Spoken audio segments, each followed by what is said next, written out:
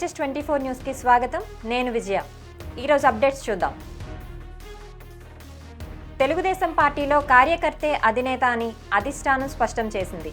నియోజకవర్గ స్థాయిలో ప్రతి బుధవారం వారితో సమావేశం నిర్వహించాలని టీడీపీ ఎమ్మెల్యేలు పార్టీ ఇన్ఛార్జీలకు సూచనలు చేసింది. సమస్యలు తెలుసుకొని పరిష్కరించాలని ఆదేశించింది. పార్టీ కార్యక్రమాల్లో ఉత్తమ పనితీరు కనబరిచిన వారిని అభినందించాలని తెలుగుదేశం అధినేత చంద్రబాబు జాతీయ ప్రధాన కార్యదర్శి నారా లోకేష్ దిశానిర్దేశం చేశారు.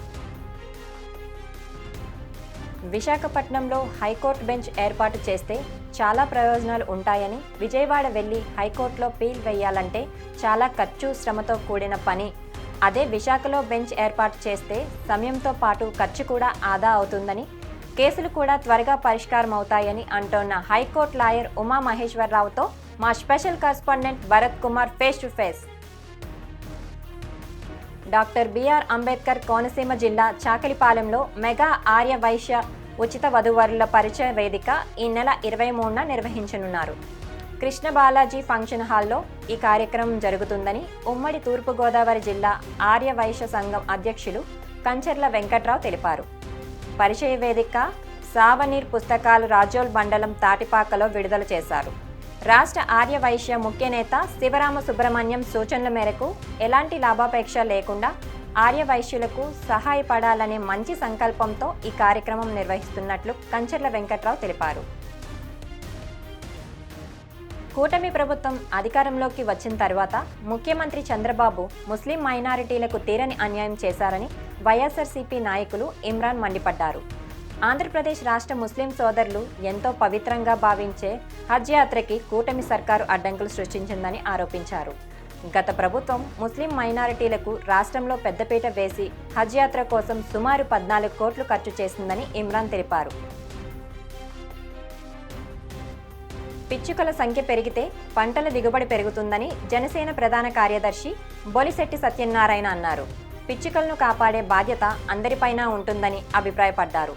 ఎన్జీఓ గ్రీన్ క్లైమేట్ టీం నేతృత్వంలో లాసస్ బే కాలనీలో శాంతి ఆశ్రమంలో పిచ్చుకల కోసం గూళ్లు, నీటి కోసం మట్టి పాత్రలు, ధాన్యం కుచ్చులు ఏర్పాటు చేశారు. అనంతరం ఆయన మీడియాతో మాట్లాడారు. ఆసియాలో అతిపెద్ద మాల్ విశాఖకు రానుంది. గతంలో 2014 నుంచి 2019 మధ్యలో టీడీపీ ప్రభుత్వంతో లూలు మాల్ ఒప్పందం కుదుర్చుకుంది. 2019లో వైసీపీ ప్రభుత్వం అధికారంలోకి రావడం వల్ల విశాఖలో ఒక్క రూపాయి కూడా పెట్టుబడి పెట్టేదే లేదని యాజమాన్యం వెనుతిరిగి వెళ్లిపోయింది. కూటమి ప్రభుత్వం అధికారంలోకి రావడంతో విశాఖతో పాటు మరో 2 చోట్ల 14.22 బిలియన్ల పెట్టుబడితో లూలు మాల్ ప్రారంభం కాబోతుందని అధికార వర్గాలు సమాచారం. అనకాపల్లి జిల్లాలో సంచలనం రేకెత్తించిన ట్రాన్స్జెండర్ దీపు మర్డర్ కేసును పోలీసులు ఛేదించారు. 4 సంవత్సరాలుగా బన్నీ అనే యువకుడితో దీపు సహజీవనం కొనసాగిస్తుందన్నారు. ఈ నేపథ్యంలో దీపుపై ఏర్పడ్డ అనుమానంతో బన్నీ మరో వివాహం చేసుకునేందుకు ప్రయత్నించాడు.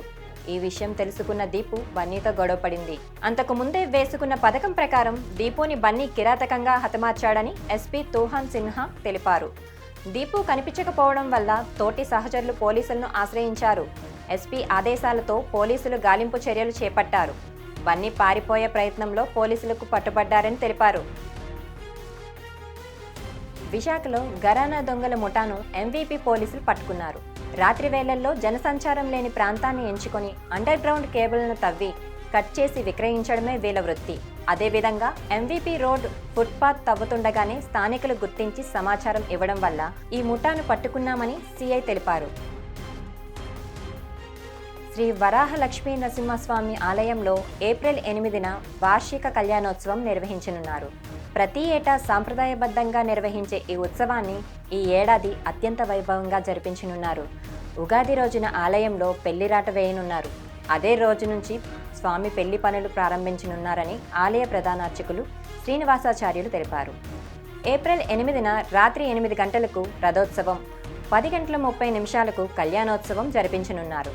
ఈ కార్యక్రమానికి సంబంధించిన ఏర్పాట్లపై ఆలయ ఈవో కె సుబ్బారావు ఇతర ఉన్నతాధికారులతో సమన్వయ సమావేశాన్ని నిర్వహించారు. ఈ సమావేశంలో ACP Gopalapatnam CI Apparao, traffic CI Srinivasarao, SI Appalanaidu, ఇతర అధికారులు పాల్గొన్నారు. శ్రీ శ్రీ శ్రీ వరాహలక్ష్మీ నృసింహస్వామి వారి సహస్రనామార్చన నేత్రపర్వంగా సాగింది.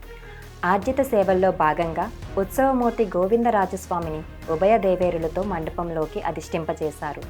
సహస్రనామార్చనలో పాల్గొన్న భక్తుల గోత్రనామాలతో సంకల్పం చెప్పి పంచరాత్రాగమ శాస్త్రం విధానంలో విశ్వక్సేన ఆరాధన పుణ్యహవచనాలతో కార్యక్రమాన్ని కమనీయంగా జరిపించారు.